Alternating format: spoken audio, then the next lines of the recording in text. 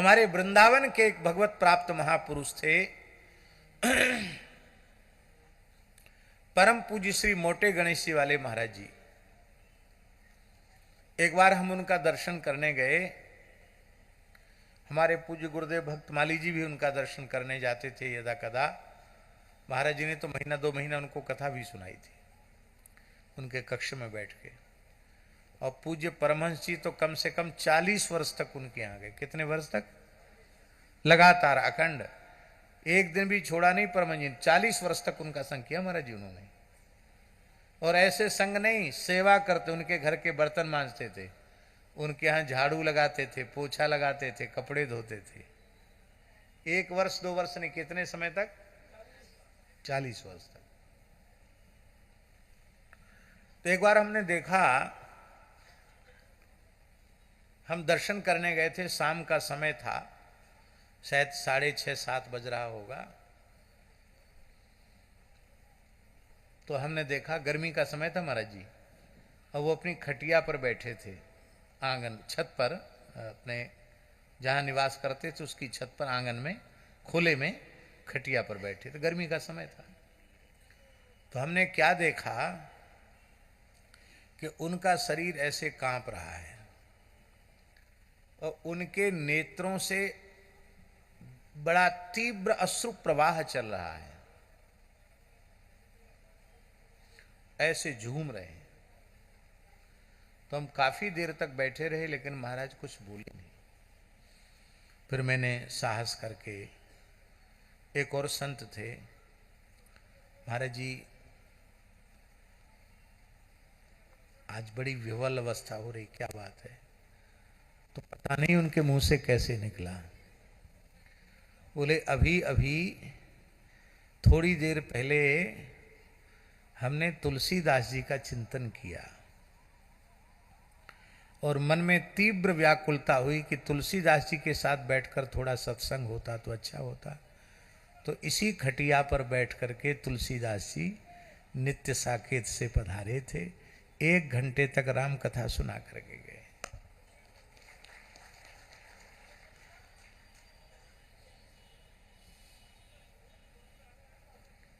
हो सकता है ऐसे अनधिकारी जीव यहां बैठे हों जिन्हें इस बात पर विश्वास न हो, लेकिन आप विश्वास कीजिए। कौन्तेय प्रति जाने ही नमे भक्तः प्रणश्यति। मेरे भक्त का नाश नहीं होता है। आज आपकी पात्रता हो तो व्यास, वाल्मीकि, नारद, सुक, सनकादि सिद्ध आज भी विचर रहे हैं। श्री तुलसीदास जी, सूरदास जी, कबीरदास जी, मीराबाई, नरसिंह मेहता आज भी आपको अपना मंगलमय दर्शन देकर कृतार्थ कर सकते हैं।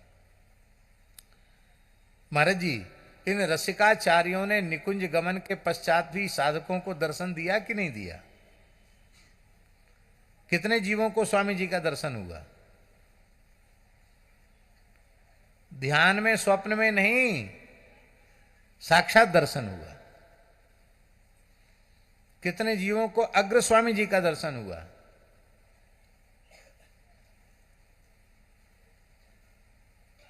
मिथिला के तमाम संतों ने गिरधर जी रेवासा धाम में आकर केवल श्री अग्रदास नाम का जप किया।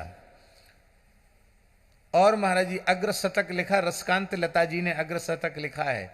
रेवासा धाम में आकर केवल श्री अग्रदास नाम का जप किया, और वो कहते हैं कि केवल इसी नाम के जप से आचार्य चरण ने प्रकट होकर दर्शन दिया, और जो उनकी हृदय की वस्तु थी वो हमको मिली।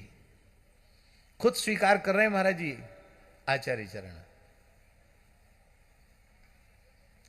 नाभाजी ने निकुंज गमन के 100 वर्ष बाद प्रियादास जी को दर्शन दिया कि नहीं दिया?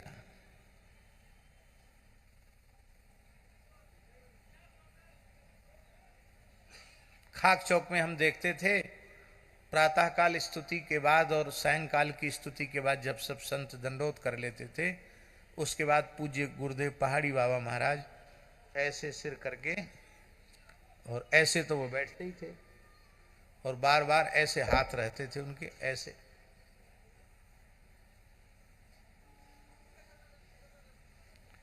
काफी देर तक करते थे।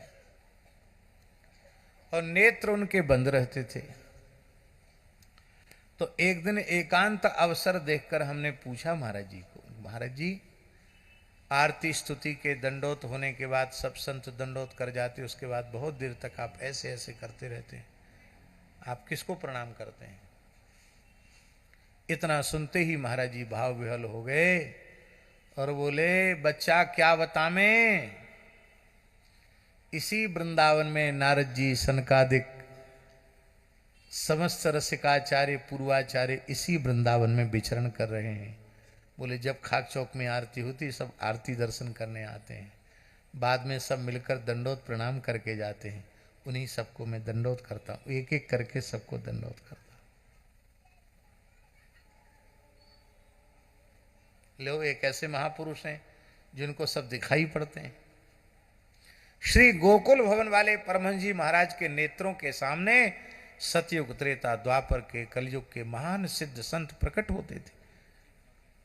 गुरु नानक देव जी कब हुए और गोकुल भवन वाले परमहंस जी महाराज को प्रकट होकर गुरु नानक देव जी ने दर्शन दिया और कहा कि मैं प्रसन्न हूं, क्या तुम्हारी इच्छा है?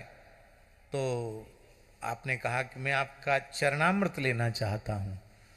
तो श्री गुरु नानक देव जी ने अपने दोनों चरण पधरा दिए और गोकुल भवन वाले परमहंस जी ने चरणामृत लिया। आज भी गुरु नानक देव जी का चरणामृत अयोध्या गोकुल भवन में सुरक्षित है। कोई संत कहीं गए नहीं, न भगवान कहीं गए हैं, न कहीं भगवान गए हैं और न कहीं भगवान के प्राण प्यारे भक्त गए हैं। इसलिए ये बहाने मत करो कि हमको साधु संग नहीं मिलता है। आप सदग्रंथों का स्वाध्याय कीजिए और जिस संत की वाणी है उसी संत का संग हमें मिल रहा है। इस श्रद्धा के साथ आप संत वाणी का आश्रय लीजिए, ये साधु संग हो गया। और नाम जप, साधु संग और नाम जप करते करते आप निर्माण हो जाएंगे, निर्मोह हो जाएंगे, आसक्ति रहित हो जाएंगे। आपकी वृत्ति विशुद्ध अध्यात्म में सन्निविष्ट हो जाएगी, शरीर संसार से ऊपर उठ जाएंगे, भगवान में आपकी वृत्ति, अंतर्मुख आपकी वृत्ति हो जाएगी। आपके मन में कोई कामना नहीं रह जाएगी, सुख दुख द्वंद्व आदि नहीं रह जाएंगे। आप मरने के बाद नहीं, आप जीते जी भगवान के चरणों तक पहुंच जाएंगे। इसलिए भैया दो साधन हैं। कौन कौन? एक अधिक से अधिक नाम जप और दूसरा साधु संग।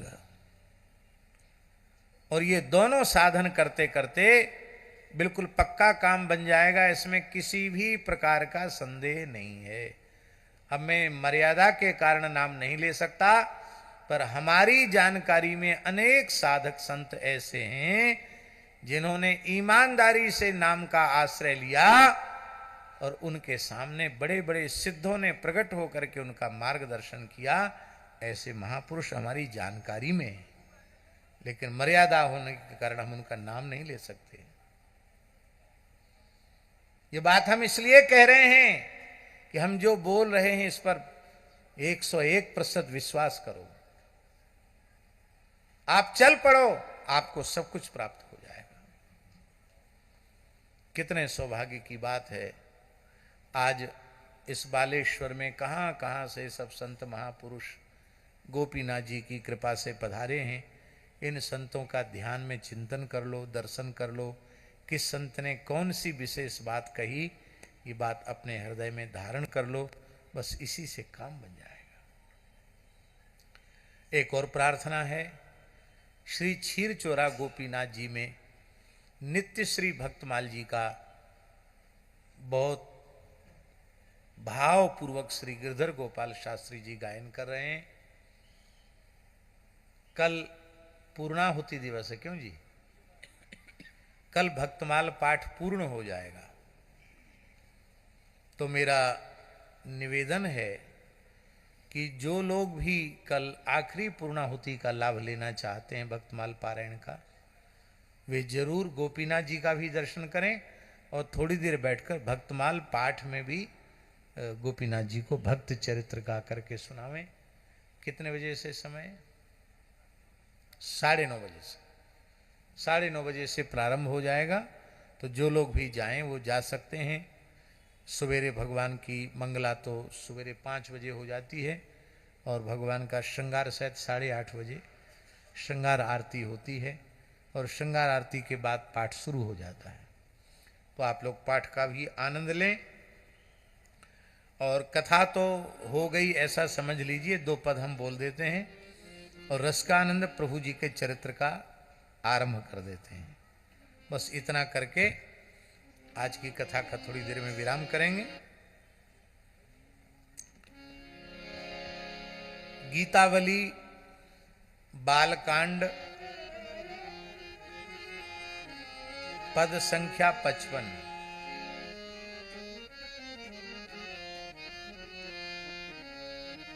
अब आप बताइए कि हम लोग किसका सत्संग करने जा रहे हैं, किसके साथ सत्संग करने जा रहे हैं? श्री तुलसीदास जी महाराज के साथ सत्संग करने जा रहे हैं। और केवल इसका श्रवण नहीं करेंगे, ध्यान करेंगे भगवान के स्वरूप का। आज महाराज जी ने भी बटोही राम लक्ष्मण जी की बात कही, यहां भी बटोही जी आ गए हैं।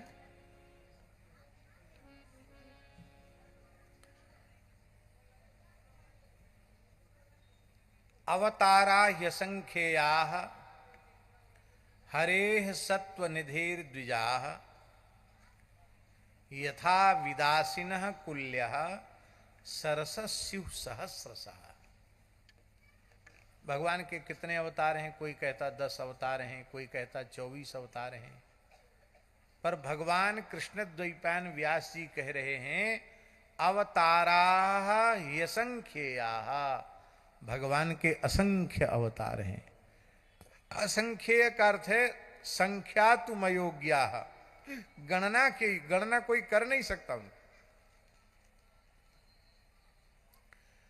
महाराज जी आपके लिए जो ठाकुर जी प्रकट हुए हैं, आप जिस स्वरूप का ध्यान करते हैं, आपके लिए जो ठाकुर जी प्रकट हुए हैं वह आपके लिए ठाकुर जी का स्वतंत्र अवतार है।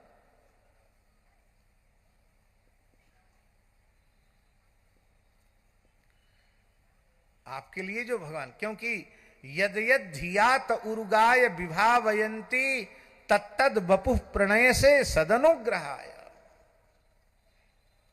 तत्तद वपुः प्रणय से सदनुग्रहाय।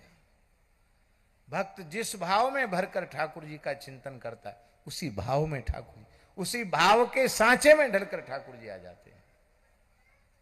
अवतारा ही संख्या, जैसे किसी अगाध जल से भरे हुए विशाल सरोवर से हजारों झरने फूट पड़े और निरंतर उनसे जल का प्रवाह चलता रहे, ऐसे ही जीव जगत के कल्याण के लिए भगवान के असंख्य अवतार होते रहते हैं। इस जगत को भगवान ने बनाया है तो इस जगत की व्यवस्था सुधारना, इसमें व्यवस्था बनाना, यह भी भगवान का ही काम है। जब भगवान ने दुनिया बनाई तो इसकी व्यवस्था भी भगवान के हाथ में है। आप कुछ बनाते हो तो उसकी व्यवस्था खुद करते हो कि नहीं करते हो? तो जब भगवान ने सारी सृष्टि बनाई है तो उसके व्यवस्थापक भी वे स्वयं ही है। दुर्भाग्य की बात यह है कि हैं तो सबके कर्ता कारिता भगवान, पर हम बीच में ठेकेदार बन जाते हैं। समस्या इसी बात की है। भगवान की व्यवस्था में टांग मत अड़ाओ, भगवान को के हाथों में अपने आप को सुपुर्द, भगवान के हाथों सुपुर्द कर दो, बस बात बन गई। जगत बनाना भी भगवान का कार्य और इस जगत में व्यवस्था बनाने का काम भी भगवान का। तो कई बार भगवान स्वयं आते हैं और कई बार भगवान आते तो हैं पर भगवद रूप में न आकर भक्त रूप में आते हैं। बहुत ध्यान से सुने, जब भगवान भक्त रूप में आते हैं तो ज्यादा काम करते हैं। बोलो भक्तवत्सल भगवान की जय। महाराज जी कैसे भगवान जब भगवान के रूप में आते हैं तो धर्म की स्थापना करते हैं, और वही भगवान जब भक्त के रूप में आते हैं तो परम धर्म की स्थापना करते हैं। सवै पुंसाम परो धर्मो यतो भक्ति रधोक्षजे। अहितुक्य प्रतिहत ये आत्मा संप्रसिद्धति।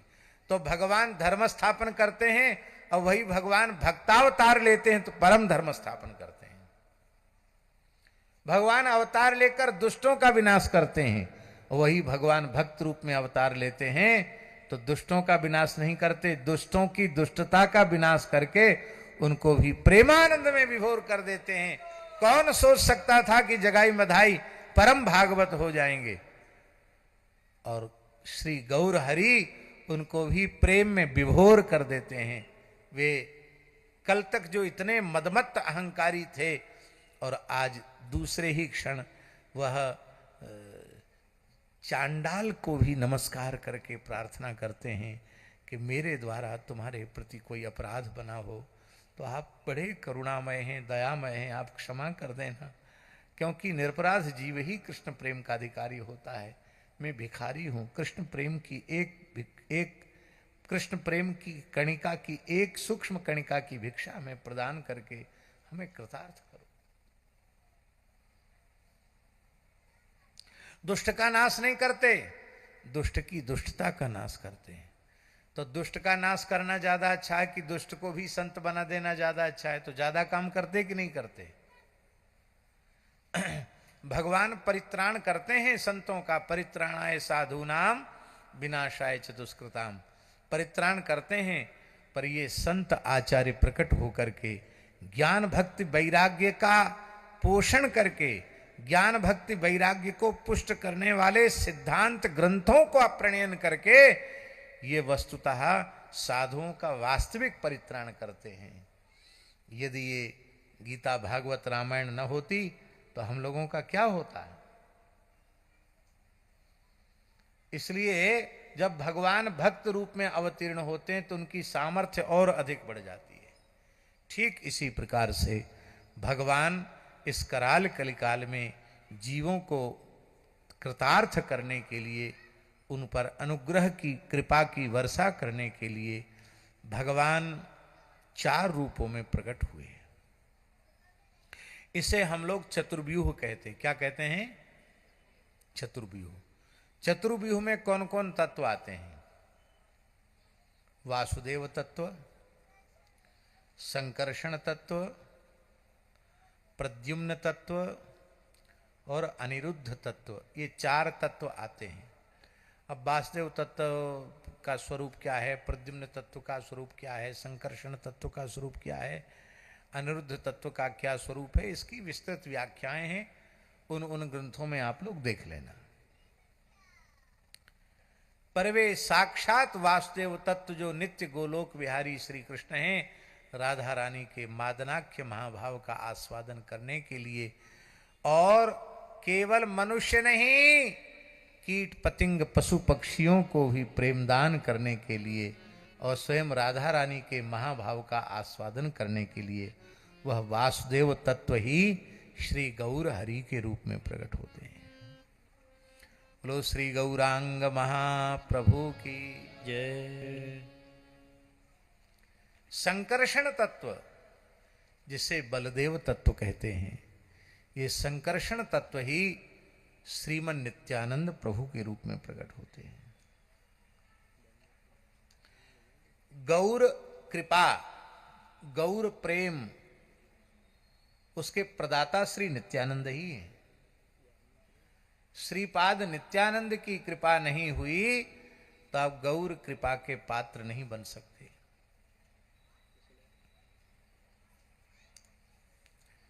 बालक रघुनाथ पर गौर हरि की कृपा हो गई, कृपा हो गई, बिना मिले ही कृपा हो गई, फिर मिल भी गए और नित्यानंद प्रभु का मिलन पीछे हुआ। चरित्र में आता है कि नहीं आता?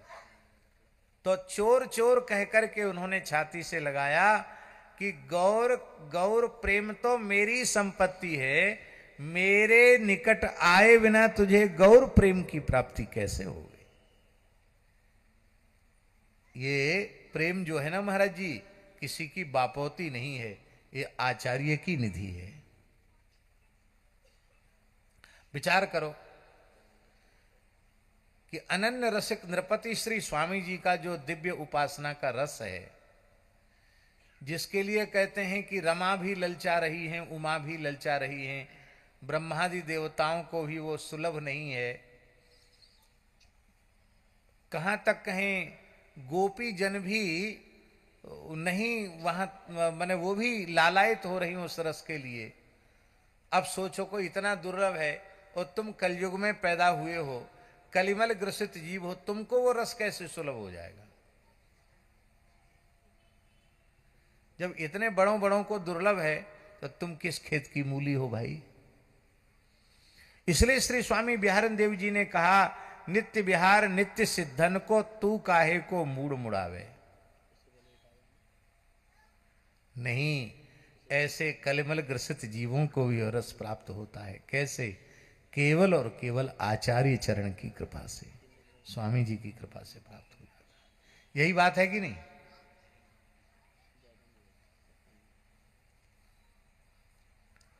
ललिता सखी उपासना ज्यों सिंघिनी को क्षीर, ज्यों सिंघिनी को क्षीर रहे कुंदन के बासन, के बच्चा के पेट और घट करे विनाशन। आप कुंदन के पात्र नहीं बन सकते, कोई चिंता की बात नहीं। आप सिंघिनी के सावक बन जाइए, आचार्य के चरणाश्रित हो जाइए। उनके हृदय में जो दिव्य मधुर रस है वो सहज ही तुम्हें प्राप्त हो जाएगा।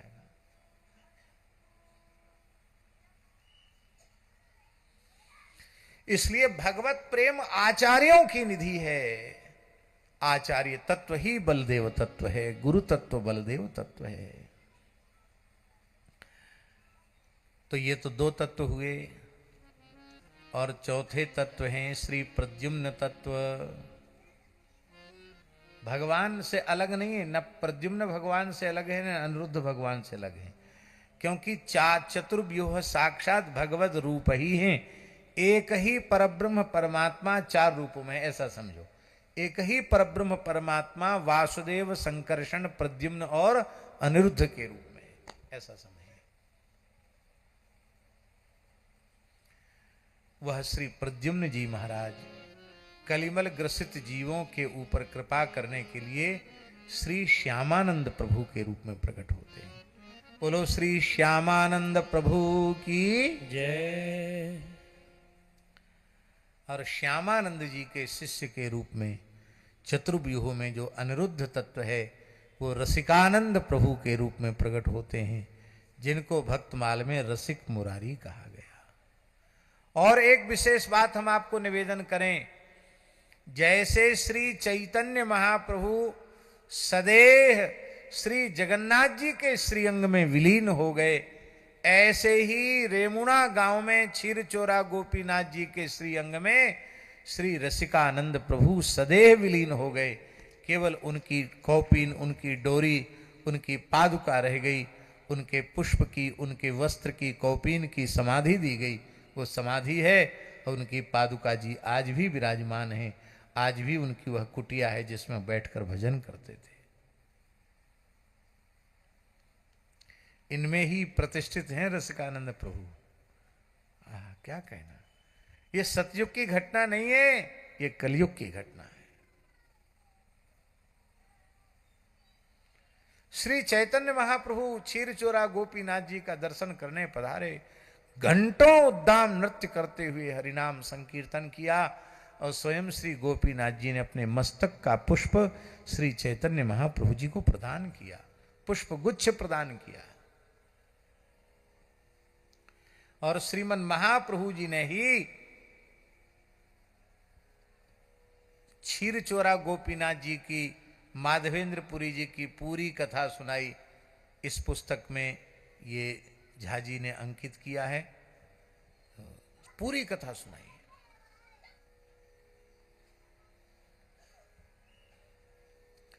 उन्हीं रसिक मुरारी जी का चरित्र महाराज जी के भी पूर्वाचार्यों से जुड़ा हुआ है।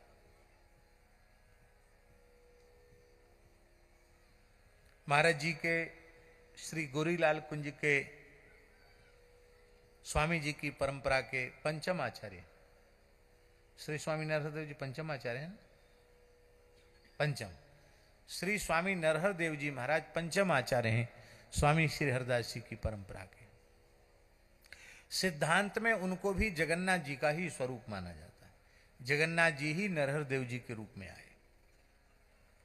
बुंदेलखंड के कौन सा गांव? गुड़ा गांव।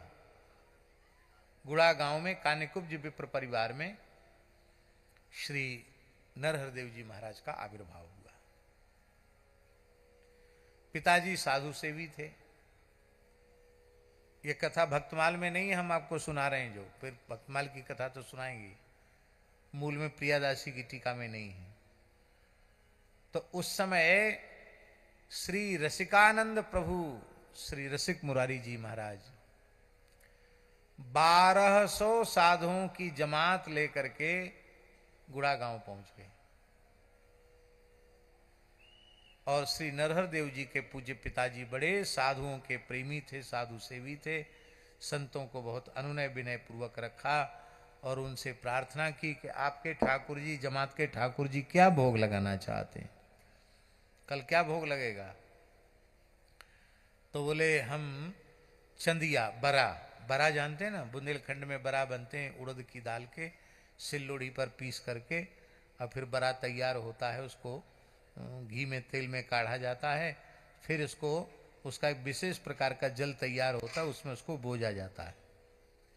बहुत अच्छे होते बरा। कहीं कहीं उसको राम चक्रा भी कहते हैं, कहीं चंदिया कहते हैं और कहीं कहीं बरा कहते हैं। तो बुंदेलखंड के बरा प्रसिद्ध हैं। संतों ने कहा ठाकुर जी को बरा का भोग लगे। श्री नरहर देव जी के पिताजी ने स्वीकार तो कर लिया और दाल भिजा दी।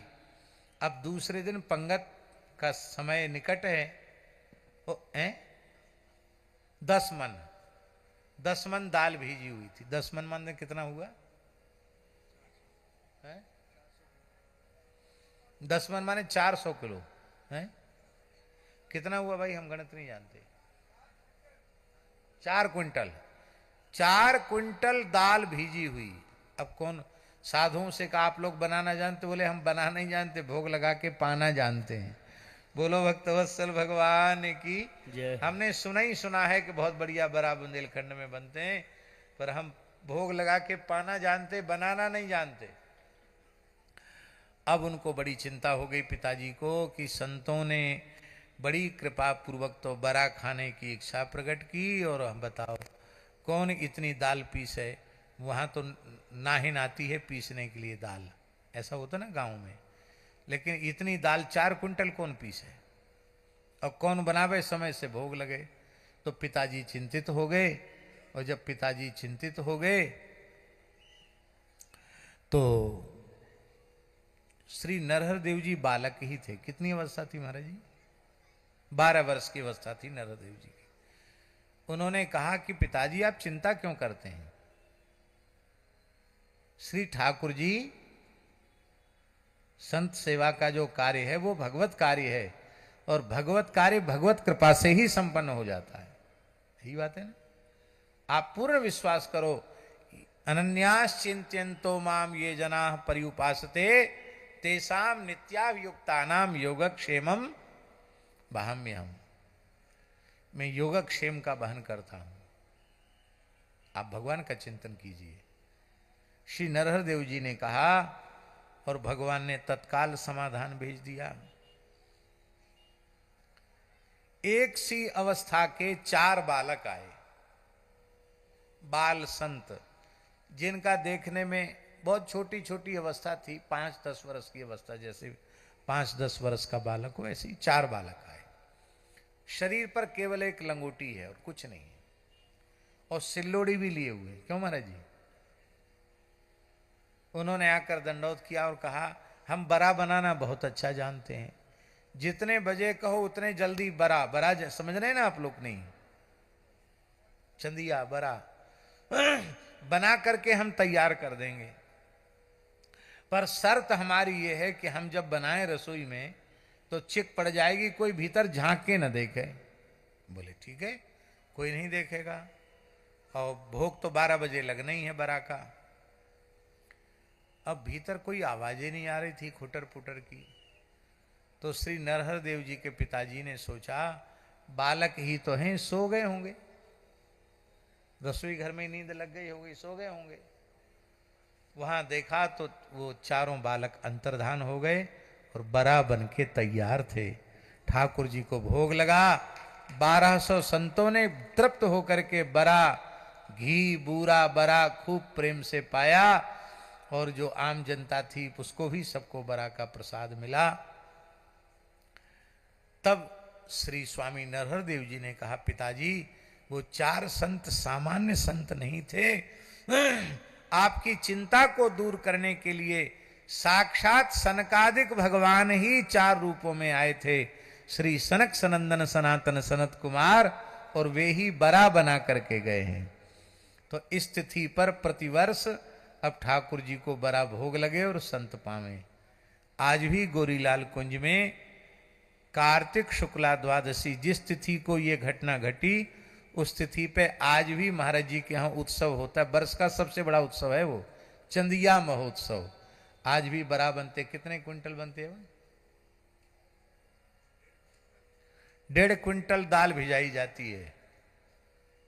मुरारी, जिनको हमने रसिकानंद महाप्रभु कहा, उनका ही नाम है श्री रसिक मुरारी जी महाराज। इनको नाभाजी ने उदार नहीं, उदार अति अति उदार कहा। जा जी, भगवान उदार हैं और वही भगवान भक्त रूप में प्रकट होकर अति उदार हो गए। ऐसो को उदार जग माही, बिनु सेवा जो द्रवे दीन, पर राम सरिस को नहीं। पर भगवान उदार हैं और भक्त अति उदार हैं। भगवान अवतार लेकर हनुमान जी को उपदेश कर रहे हैं। सो अनन्य जाके असमतिन टरे हनुमंत, मैं सेवक सचराचर रूप स्वामी भगवंत। भगवान प्रकट होकर शबरी जी को उपदेश कर रहे हैं। प्रथम भक्ति संतन कर संगा, दूसरी रत मन मम कथा प्रसंगा। गुरुपद पंकज सेवा, तीसरी भक्ति अमान, चौथी भक्ति मम गुणगण करें कपट तजगान, इत्यादि प्रकार से सुग्रीव जी को उपदेश दे रहे हैं। विभीषण जी को धर्मरथ का उपदेश दे रहे हैं। कृष्णावतार में अर्जुन को गीता का उपदेश दे रहे हैं। उद्धव जी को उपदेश दे रहे हैं। पर वही प्रभु जब रसिकानंद जी के रूप में प्रकट होते हैं तो मत गजही उपदेश दियो। शराब पी के पागल जिसको बना दिया है, ऐसे पागल हाथी को शिष्य बना रहे हैं और उसका नाम गजगोपाल दास रख दिया। और बड़ा अद्भुत चरित्र है, हाथी भक्त का चरित्र है भक्तमाल में। यही है अति उदारता। रसिक मुरारी उदार अति, मत गजहि उपदेश दियो। वैसे भगवान के सभी भक्त उदार होते हैं। भगवान ने कहा ना, उदाराह सर्व एवैते, आर्तो जिज्ञासुरर्थार्थी ज्ञानी च भरतर्षभ। इन 4 प्रकार के भक्तों में भगवान का उदारा सर्व एवैते, ये सबके सब उदार हैं। उदार माने क्या होता है? अपनी सामर्थ्य से अधिक देने वाले को उदार कहते हैं। ये संत इतने उदार हैं कि भगवान प्रसन्न होकर कई बार रुपया कौड़ी भी दे देते हैं, पर संत प्रसन्न होकर हरिजन हरि ही दे भगवान को ही प्रदान कर देते हैं। यह इनकी अति उदारता है। माने अधिकारी को उपदेश देना चाहिए, अनधिकारी को नहीं। नहीं तो ऊसर बीज बये फल जथा। पर जो सामर्थ्यवान महापुरुष होते हैं वो अनधिकारी पर भी अपनी कृपा दृष्टि की वर्षा करके उसे तत्काल अधिकारी बना देते हैं और उस पर कृपा की वर्षा कर देते हैं। तन मन धन परिवार सहित सेवत संतन कहा। आपने तन मन धन परिवार सहित संतों की सेवा की। गृहस्थाश्रम में रहकर तन मन धन और परिवार सहित सेवा की, और विरक्त स्वरूप में भी संतों का एक परिवार होता है, उनकी परंपरा होती, परंपरा ही उनका परिवार है। ये श्यामानंद प्रभु के परिवार के हैं, ये अमुक प्रभु के परिवार, ऐसा कहते हैं ना, ये अमुक आचार्य के परिवार के हैं, परंपरा के हैं, ऐसा कहा जाता है। तो सहित सेवत संतन कहा, संतों की सेवा करते हैं। कैसी सेवा करते हैं? बोले ठाकुर जी से अधिक लाड़ संतों को लड़ाते हैं।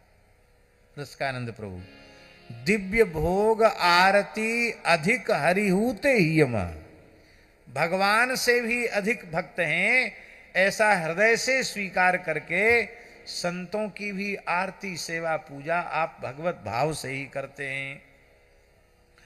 मगन प्रेम पीयूष, प्रेम के अमृत में आप, प्रेम के प्रेमामृत सिंधु में सदा श्री रसिकानंद प्रभु डूबे रहते हैं, उस पयोनिधि में डूबे रहते हैं।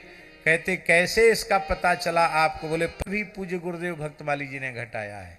रलयो रभेदा रिलरी वर्ण्योर मिथ सावर्ण्यम वाच्यम, तो रलयो रभेदा, वल वर का अर्थ बल, गुरु कृपा के बल से उस समय भयंकर मुगल काल था और उस मुगल दुर्दांत अत्याचारी नवाब को भी श्री रसिकानंद प्रभु ने चरणों में नतमस्तक कर दिया। रसिक सुश्यामानंद बर बल भजन भूमि उद्धार किया, श्री रसिक मुरारी उदार अति मत गजहि उपदेश दियो। कवित्व में जो उनका चरित्र है उसको तो हम आपको सुनावेंगे।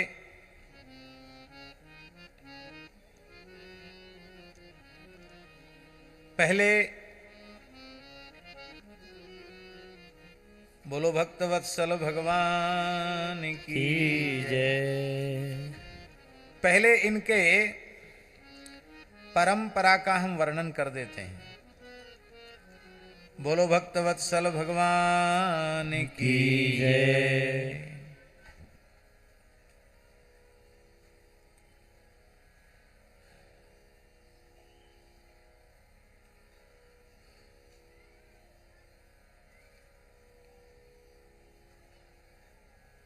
इनके जो पूज्य गुरुदेव श्री श्यामानंद जी महाराज श्रीधाम वृंदावन में विराजते थे। इनके गुरुदेव का नाम था श्री हृदयानंद जी। हृदयानंद जी गुरु जी का नाम था और उनके शिष्य थे श्री श्यामानंद जी। इनका एक नाम, ये श्यामानंद नाम पीछे पड़ा। पहले इनका नाम था दुखी कृष्णदास। क्या नाम था? बोले कृष्णदास तो ठीक है, दुखी विशेषण क्यों लग गया? बोले निरंतर नाम जप करते रहते और दिन रात रोते रहते थे कि कैसे श्री किशोरी जी मुझ दीनहीन अधम पतित पर राधा रानी वृषभानुनंदिनी किशोरी जी कैसे कृपा करेंगी, ठाकुर जी कैसे कृपा करेंगे। यह विरह इनको निरंतर जागृत रहता था। इनकी विकलता को, विह्वलता को देखकर इनके गुरुदेव श्री हृदयानंद दास जी ने कहा कि वत्स दुखी कृष्णदास, तुम प्रतिदिन वृंदावन में जो सेवा कुंज है, सेवा कुंज में सोहनी सेवा किया करो। सोहनी सेवा जानते हैं? सोहनी सेवा का अर्थ है झाड़ू लगाना। इस सेवा कुंज में श्री प्रिया प्रीतम का नित्य रास विलास होता है और कहीं कोई कांटा, कहीं कोई कंकड़, कोई वस्तु, कोई सूखा पत्ता अति सुकोमल प्रियालाल जी के चरणों में चुभ न जाए, इस भाव से बड़ी सावधानी से सोहनी सेवा की जाती है। रज रानी की सेवा की जाती है।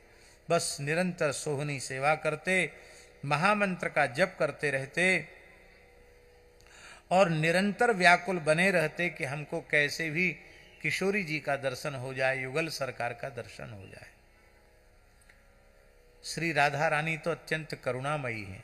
राधा रानी चाहती थी कि इनको जरूर दर्शन देना चाहिए, लेकिन जब तक आचार्यानुग्रह नहीं होता है तब तक किशोरी जी की प्राप्ति नहीं होती। इसलिए आचार्य स्वरूपा सखियां अभी रिझी नहीं थी। तो श्री जी ने ये सखियां कैसे इनको दर्शन देने की बात कहें, तो बहाना कोई ना कोई खोज लिया है। इसको कहते हैं कृपा की आदत।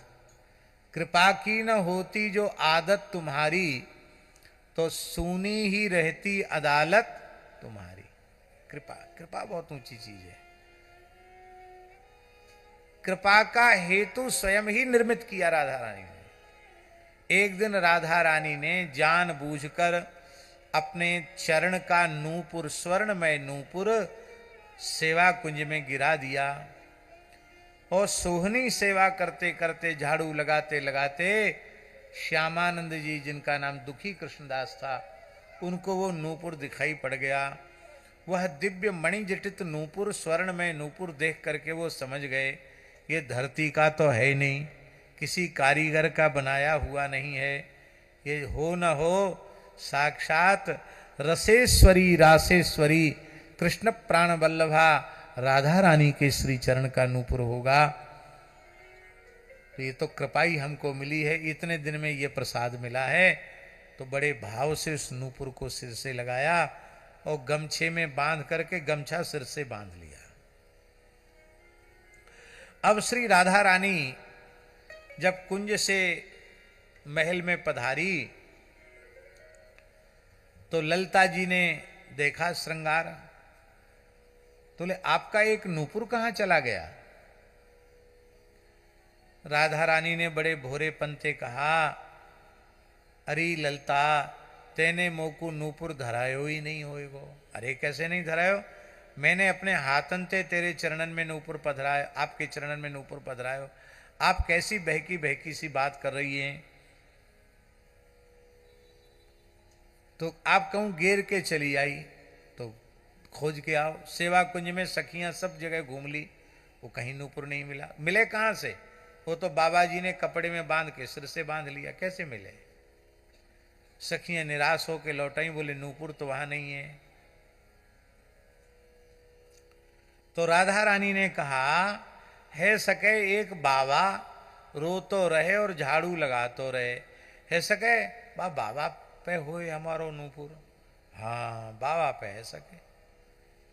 तो ललता जी अपने स्वरूप में नहीं गई, एक बुढ़िया का वेश धारण करके ललता जी गई, एकदम जैसी ये बेंगलोर वाली माता जी है ना, ऐसी बड़ी बूढ़ी लठिया टेकती हुई पहुंची।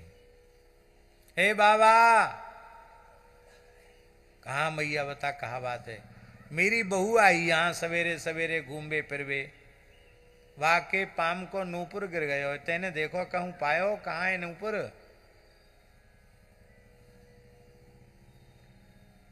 दुखी कृष्णदास जी ने कहा, नूपुर तो हमको मिला है। कहां है नूपुर? बोले हमारे पगड़ी में बंधा है, पर हम देंगे नहीं। क्यों? बोले तुम उनकी सास हो, तुमको क्यों देंगे? जिसके पैर का नूपुर है वही आके ले जाए, तुमको नहीं देंगे। हे बाबा, हमारी बहू को नूपुर तू कैसे धर सके, क्यों ना देगो?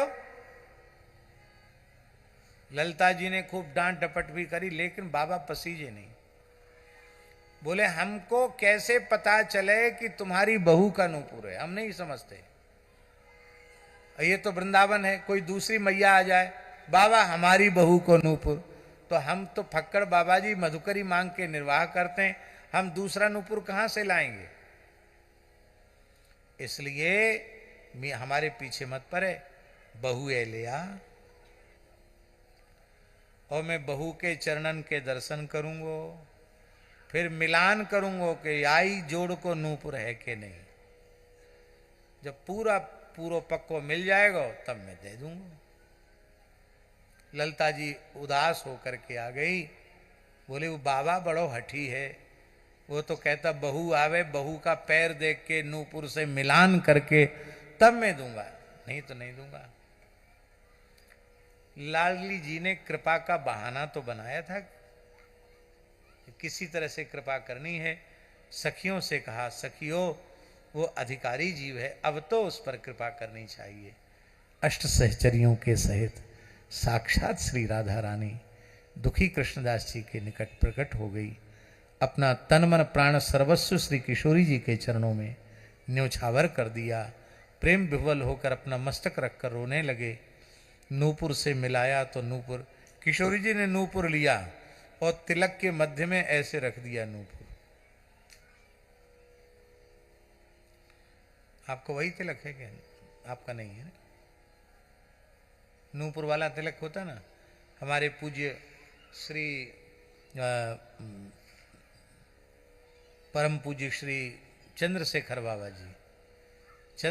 बाबा जी का जो तिलक था वो वही नूपुर की छाप वाला तिलक था। मध्य में श्याम बिंदु धारण करते थे, गौड़ी परंपरा का।